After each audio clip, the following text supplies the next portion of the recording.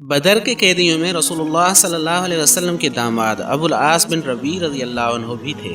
نبی کریم صلی اللہ علیہ وسلم کی صاحبزادی حضرت زینب رضی اللہ عنہا جو حضرت خدیجہ الکبریٰ رضی اللہ عنہا کے وطن سے تھیں، آپ کی زوجیت میں تھیں۔ حضرت خدیجہ رضی اللہ عنہا ابو العاص کی خالہ تھیں، ان کو بمنزلہ اولاد کے سمجھتی تھیں۔ خود حضرت خدیجہ رضی اللہ عنہا نے آپ صلی اللہ علیہ وسلم سے کہہ کر بعثت سے قبل زینب رضی اللہ عنہا کا عقد ابو العاص سے کیا تھا۔ ابو العاص مالدار اور امانت دار اور بڑے تاجر تھے۔ بعثت کے بعد حضرت خدیجہ رضی اللہ عنہا اور آپ کی تمام صاحبزادیاں ایمان لائیں، مگر ابو العاص شرک پر قائم رہے۔ قریش نے ابو العاص پر بہت زور دیا کہ ابو لہب کے بیٹوں کی طرح تم بھی محمد صلی اللہ علیہ وسلم کی بیٹی کو طلاق دے دو، جہاں چاہو گے وہاں تمہارا نکاح کر دیں گے۔ لیکن ابو العاص نے صاف انکار کر دیا اور کہہ دیا کہ زینب جیسی شریف عورت کے مقابلے میں دنیا کی کسی عورت کو پسند نہیں کرتا۔ جب قریش جنگ بدر کے لیے روانہ ہوئے تو ابو العاص بھی ان کے ہمراہ تھے، من جملہ اور لوگوں کے آپ بھی گرفتار ہوئے۔ اہل مکہ نے جب اپنے قیدیوں کا فدیہ روانہ کیا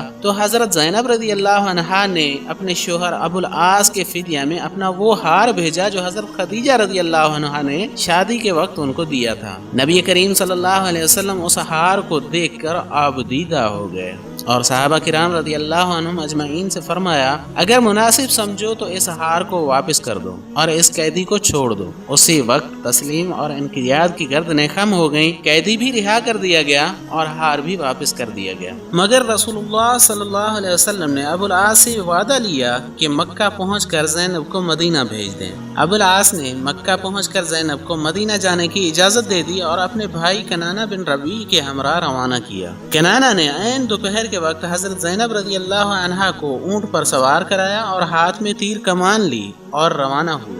آپ صلی اللہ علیہ وسلم کی صاحبزادی کا علی الاعلان مکے سے روانہ ہونا قریش کو شاک معلوم ہوا، چنانچہ ابو سفیان وغیرہ نے ذیتوا میں آ کر اونٹ کو روک لیا اور یہ کہا کہ ہم کو محمد کی بیٹی کو روکنے کی ضرورت نہیں، لیکن اس طرح اعلانیہ طور پر لے جانے میں ہماری ذلت ہے۔ مناسب یہ ہے کہ اس وقت تم مکہ واپس چلو اور رات کے وقت لے کر روانہ ہو جاؤ۔ کنانہ نے اس کو منظور کیا۔ ابو سفیان سے پہلے حبار بن اسود نے، جو بعد میں چل کر مسلمان ہوئے، جا کر اونٹ روکا اور حضرت زینب رضی اللہ عنہا کو ڈرایا۔ خوف سے حمل ساکت ہو گیا۔ اس وقت کنانہ نے تیر کمان سنبھال لی اور یہ کہا کہ جو شخص اونٹ کے قریب بھی آئے گا تیروں سے اس کے جسم کو چھلنی کر دوں گا۔ الغرض کنانہ مکہ واپس آ گئے اور 2-3 راتیں گزرنے پر شب کو روانہ ہوئے۔ ادھر رسول اللہ صلی اللہ علیہ وسلم نے زید بن حارثہ اور ایک انصاری رضی اللہ عنہ کو حکم دیا کہ تم جا کر مقام بطن یاجوج میں ٹھہرو، جب زینب آ جائیں ان کو اپنے ہمراہ لے آنا۔ یہ لوگ بطن یاجوج پہنچے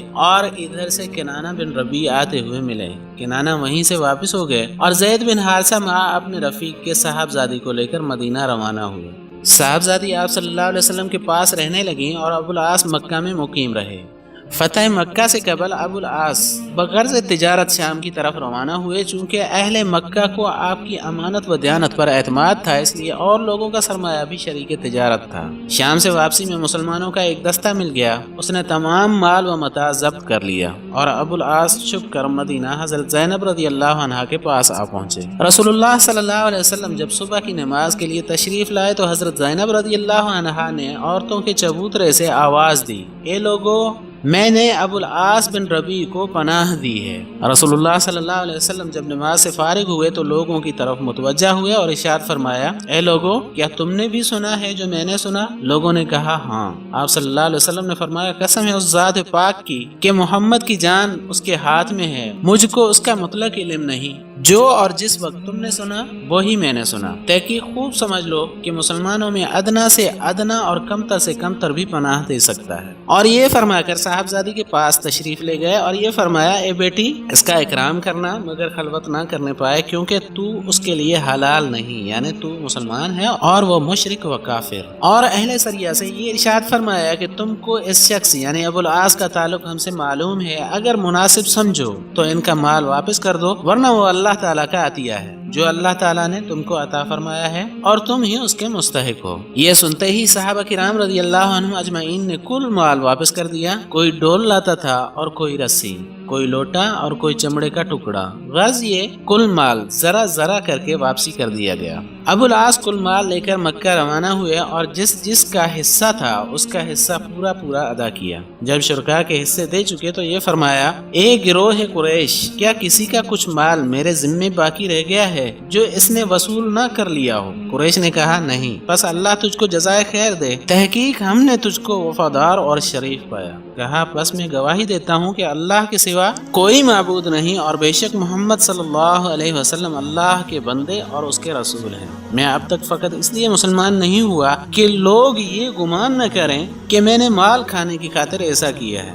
جب اللہ نے تمہارا مال تم کو واپس پہنچا دیا اور میں اس ذمہ داری سے سبکدوش ہو گیا، تب مسلمان ہوا۔ بعد ازاں ابو العاص رضی اللہ عنہ مکہ سے مدینہ چلے آئے۔ رسول اللہ صلی اللہ علیہ وسلم نے پھر حضرت زینب رضی اللہ عنہا کو آپ کی زوجیت میں دے دیا۔